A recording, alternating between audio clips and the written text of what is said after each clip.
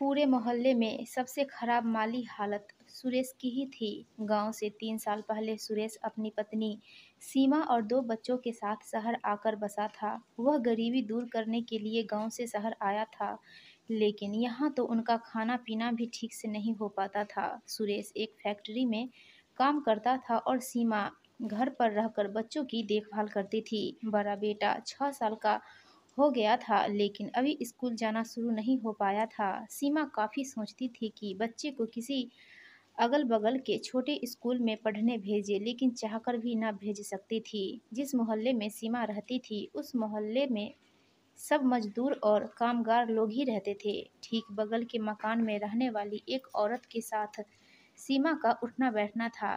जब उसको सीमा की मजबूरी पता लगी, तो उसने सीमा को खुद भी काम करने की सलाह दे डाली। उसने एक घर में उसके लिए काम भी ढूँढ दिया। सीमा ने जब यह बात सुरेश को बताई तो वह थोड़ा हिचकिचाया, लेकिन सीमा का सोचना ठीक था, इसलिए वह कुछ कह नहीं सका। सीमा उस औरत द्वारा बताए गए घर में काम करने जाने लगी। वह काफ़ी बड़ा घर था। घर में केवल 2 लोग, साधना और नीरज पति-पत्नी ही थे, जो किसी बड़ी कंपनी में काम करते थे। दोनों का स्वभाव सीमा के प्रति बहुत नरम था। साधना तो आए दिन सीमा को तनख्वाह के अलावा भी कुछ न कुछ चीज़ें देती ही रहती थी। नीरज और साधना के पास किसी चीज़ की कोई कमी नहीं थी, लेकिन घर में एक भी बच्चा नहीं था। रविवार के दिन साधना और नीरज छुट्टी पर थे। काम खत्म कर सीमा जाने को हुई तो साधना ने उसे बुलाकर अपने पास बिठा लिया। वह सीमा से उसके परिवार के बारे में पूछती रही। सीमा को साधना की बातों में बड़ा अपनापन लगा, तो वह अचानक ही उससे पूछ बैठी, दीदी आपको कोई बच्चा नहीं हुआ क्या? साधना ने मुस्कुराकर सीमा की तरफ देखा और धीरे से बोली, नहीं, लेकिन तुम यह क्यों पूछ रही हो? सीमा ने साधना की आवाज़ को भांप लिया था। वह बोली, बस दीदी ऐसे ही पूछ रही थी। घर में कोई बच्चा ना हो तो अच्छा नहीं लगता ना, शायद आपको ऐसा महसूस होता हो। साधना की आंखें उसी पर टिक गई थी। वह भी शायद इस बात को शिद्दत से महसूस कर रही थी। साधना बोली, तुम सही कहती हो सीमा, मैं भी इस बात को लेकर चिंता में रहती हूँ, लेकिन कर भी क्या सकती हूँ। मैं माँ नहीं बन सकती, ऐसा डॉक्टर कहते हैं। यह कहते कहते साधना का गला भरा गया। सीमा भी आगे कुछ कहने की हिम्मत न कर सकी थी। उसके पास शायद इस बात का कोई हल नहीं था। साधना और नीरज शादी से पहले एक ही कंपनी में काम करते थे, जहां दोनों में मोहब्बत हुई और उसके बाद दोनों ने शादी कर ली। कई साल तक दोनों ने बच्चा पैदा नहीं होने दिया, लेकिन बाद में साधना मां बनने के काबिल ही न रही। इस बात को लेकर दोनों परेशान थे। सीमा को साधना के घर काम करते हुए काफ़ी दिन हो गए थे। साधना का मन जब भी होता वह सीमा को अपने पास बिठाकर बातें कर लेती थी, पर अब सीमा साधना से बच्चा न होने या होने को लेकर कोई बात नहीं करती थी। दिन ऐसे ही गुजर रहे थे। एक दिन साधना ने सीमा को आवाज़ दी और उसे साथ लेकर अपने कमरे में पहुंच गई। उसने सीमा को अपने पास ही बिठा लिया। सीमा अपनी मालकिन साधना के बराबर में बैठने से हिचकती थी, लेकिन साधना ने उसे हाथ पकड़कर जबरदस्ती बिठा ही लिया। साधना ने सीमा का हाथ अपने हाथ में लिया और बोली, सीमा तुमसे एक काम आ पड़ा है, अगर तुम कर सको तो कहो। साधना के लिए सीमा के दिल में बहुत इज्जत थी। भला वह उसके किसी काम के लिए क्यों मना कर देती। वह बोली, दीदी कैसी बात करती हो, आप कहो तो सही, ना करूँ तो कहना। साधना ने थोड़ा हिचकिचाते हुए कहा, सीमा डॉक्टर कहता है कि मैं माँ तो बन सकती हूँ, लेकिन इसके लिए मुझे किसी दूसरी औरत का सहारा लेना पड़ेगा। अगर तुम चाहो तो इस काम में मेरी मदद कर सकती हो। साधना की बात सुनकर सीमा का मुंह खुला का खुला रह गया। उसको यकीन नहीं हुआ कि साधना उससे इतने बड़े व्यभिचार के बारे में कह सकती है। सीमा साफ साफ मना करते हुए बोली, दीदी मैं बेशक गरीब हूँ, लेकिन अपने पति के होते किसी मर्द की परछाई तक को न छूऊंगी। आप इस काम के लिए किसी और को देख लो। साधना हैरत से बोली, अरे बाबली, तुमसे पराया मर्द छूने को कौन कहता है। यह सब वैसा नहीं है जैसा तुम सोच रही हो। इसमें सिर्फ लेडी डॉक्टर के अलावा तुम्हें कोई नहीं छुएगा। यह समझो कि तुम सिर्फ अपनी कोख में बच्चे को पालोगी, जबकि सब कुछ मैं और मेरे पति करेंगे। सीमा की समझ में कुछ न आया था।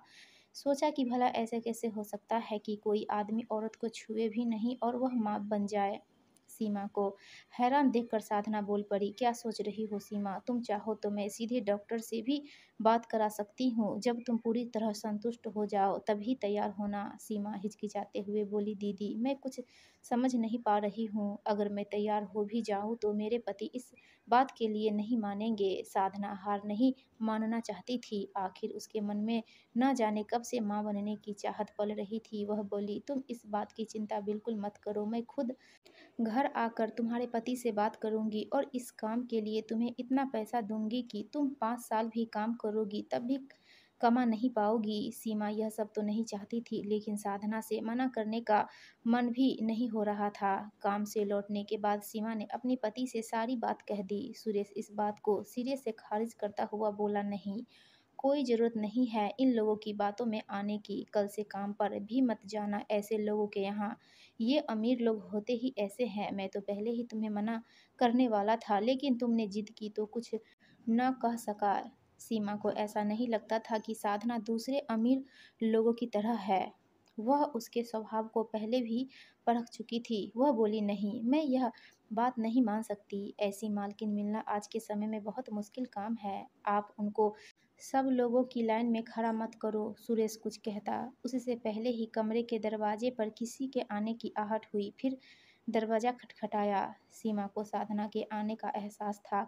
उसने झट से उठकर दरवाज़ा खोला तो देखा कि सामने साधना खड़ी थी। सीमा के हाथ पैर फूल गए। खुशी के मारे मुंह से बात न निकली। वह अभी पागलों की तरह साधना को देख ही रही थी कि साधना मुस्कुराते हुए बोल पड़ी, अंदर नहीं बुलाओगी सीमा? वह हड़बड़ा कर बोली, हाँ हाँ दीदी आओ।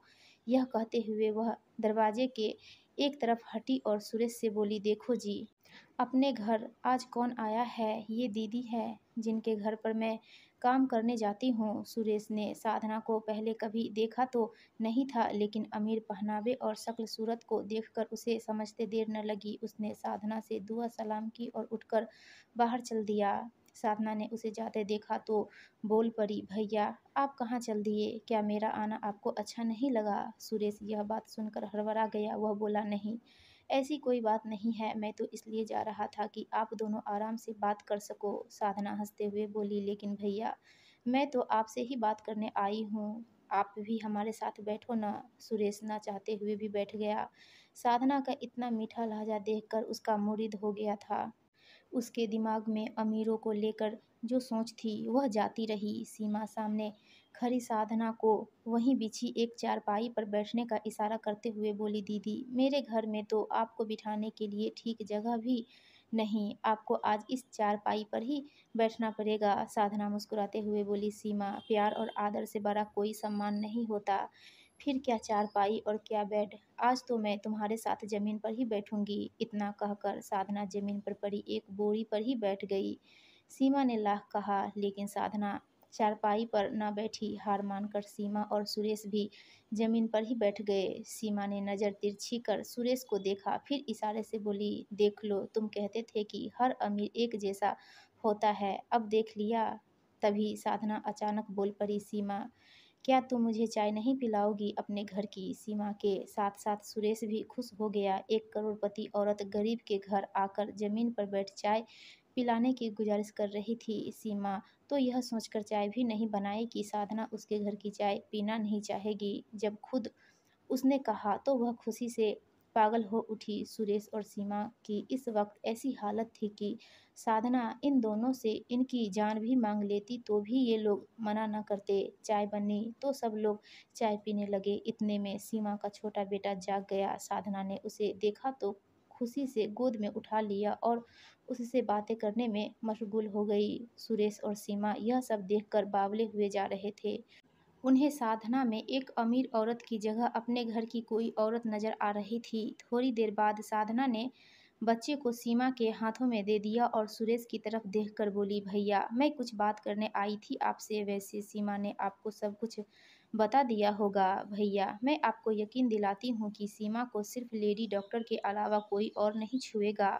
यह इस तरह होगा जैसे कोयल अपने अंडे कौवे के घोंसले में रख देती है और बच्चे अंडों से निकलकर फिर से कोयल के हो जाते हैं। अगर आप सुरेश साधना की बात पूरी होने से पहले ही बोल पड़ा, बहन जी आप जैसा ठीक समझे वैसा करे। जब सीमा को आप अपना समझती हैं तो फिर मुझे किसी बात से कोई डर नहीं। इसका बुरा थोड़े ही ना सोचेंगी आप। साधना खुशी से उछल पड़ी। सीमा सुरेश को मुंह फाड़े देखे जा रही थी। उसे यकीन नहीं हो रहा था कि सुरेश इतनी जल्दी हाँ कह सकता है, लेकिन सुरेश तो इस वक्त किसी और ही फिजा में घूम रहा था। कोई करोड़पति औरत उसके घर आकर झोली फैलाकर उससे कुछ मांग रही थी, फिर भला वह कैसे मना कर देता। साधना हाथ जोड़कर सुरेश से बोली, भैया मैं आपका यह एहसान जिंदगी भर नहीं भूलूंगी। यह कहते हुए साधना ने अपने पर्स से नोटों की एक बड़ी सी गड्डी निकालकर सीमा के हाथ में पकड़ा दी और बोली, सीमा ये पैसे रख लो, अभी और दूंगी।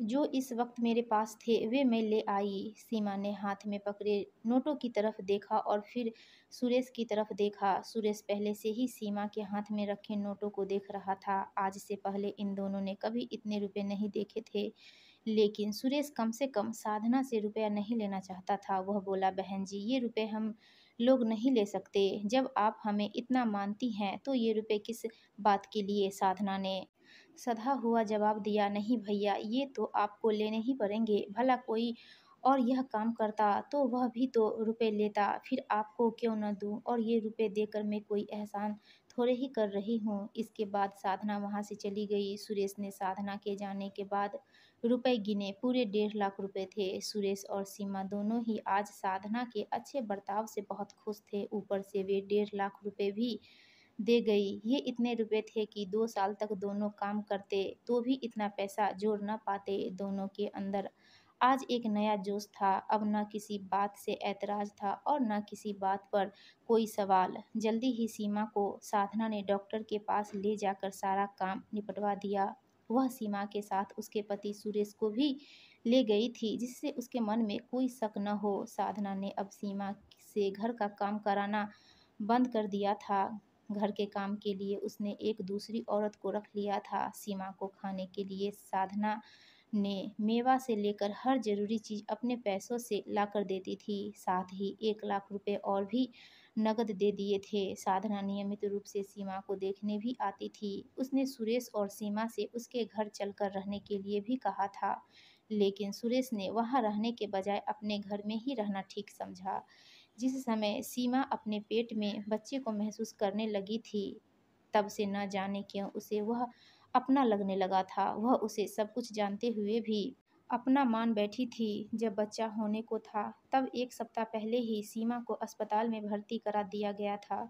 जिस दिन बच्चा हुआ उस दिन तो साधना सीमा को छोड़कर कहीं गई ही नहीं थी। सीमा को बेटा हुआ था। साधना ने सीमा को खुशी से चूम लिया था। उसकी खुशी का ठिकाना नहीं था, लेकिन सीमा को अजीब सा लग रहा था। उसका मन उस बच्चे को अपना मान रहा था। अस्पताल से निकलने के बाद साधना ने सीमा को कुछ दिन अपने पास भी रखा था। उसके बाद उसने सीमा को और 1 लाख रुपए भी दिए। सीमा अपने घर आ गई, लेकिन उसका मन नहीं लगता था।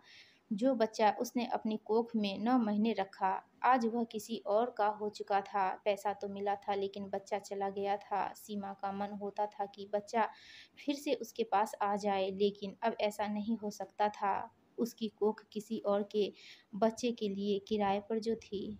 दोस्तों, आपको ये कहानी अच्छी लगी हो तो प्लीज़ वीडियो को लाइक कीजिएगा और चैनल को सब्सक्राइब